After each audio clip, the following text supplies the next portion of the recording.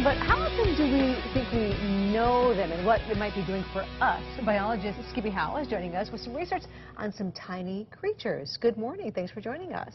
Hi. Thank you. All right, so let's talk about some of the research you've been doing.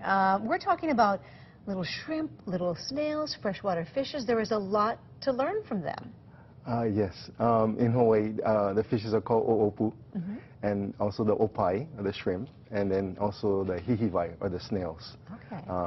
But all of the animals, when they hatch in the streams, they flow out to the ocean, and then the animals have to return. So when they migrate upstream, then they'll live the rest of their lives in the streams. So you've been doing a lot of research more lately in Maui streams. Why there? What were you able to study?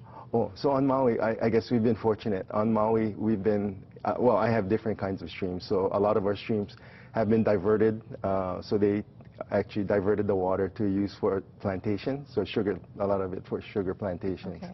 Previous to that, then water used to be diverted to put in the taro patches. So what's really interesting is that with these tiny, tiny, tiny little creatures and the way they behave, there's a lot we can learn about what's happening in our ecosystem, in our streams. It's important for us to know about. Yes. So actually what we've been doing is we've been watching over time. And actually we've been fortunate. On Maui, we had about 7 years of below average rainfall. And in the last 2 years, we've been getting normal rains. So I've been fortunate to be able to see the rains, as well as with the rains flowing in the streams, then the animals actually have been migrating upstream. So they've been able to confirm that and to give you the information you need as far as understanding what's happening in those streams. Well, the animals are still persistent, so they're still living in our streams, and So what else can you learn from these little tiny creatures? What else? You guys are continuing this research, of course. So what we've learned is the different stream animals. So even for the hihivai, or the snails, they will crawl up the streams.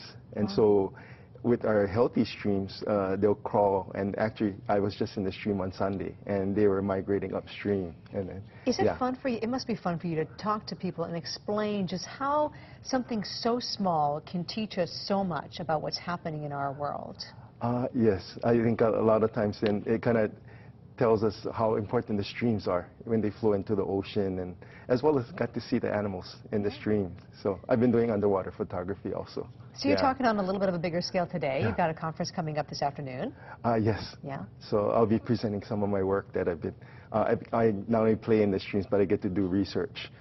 So I'll be presenting some of the research I've been doing in Iao Stream. That's where it started, playing in the streams. I heard that, important. Well, thank you so much, Skippy, for doing this kind of research, because it's just so important to remind everybody how, whether it's big, it's small, it's all part of our world, and it's all impacting each other. So thank you very much. Oh, thank you.